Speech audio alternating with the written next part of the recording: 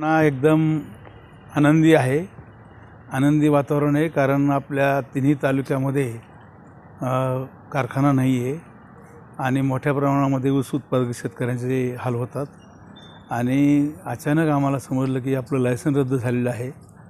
ते लायसन परत मिळण्यासाठी बराचसा प्रयत्न करावा लागला. यामध्ये बीड जिल्हाधिकारी कार्यालयावर धरणे आंदोलन धरलं आपण एक दिवसभर.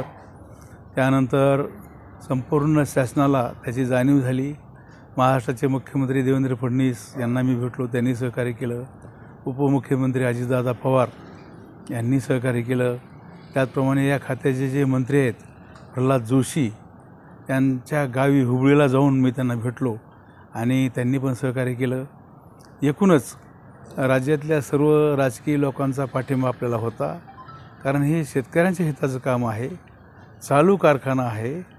दुष्काळामुळं काही दिवस बंद होता, त्यामुळं तो बंद होता. परंतु आता परिस्थिती सुधारलेली आहे. बाहेरचं पाणी आलेलं आहे आणि OTS योजना राज्य सहकारी बँकेची होती, त्याच्यामध्ये आपण सहभागी झालोत आणि त्यांचे जवळपास 25 कोटी रुपये आपण भरले आणि बोर्डाच्या ताब्यात कारखाना आलेला आहे.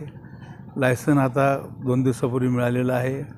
आता हळूहळू पुढच्या सुरू करण्याच्या दृष्टीने प्रयत्न करणार आहे.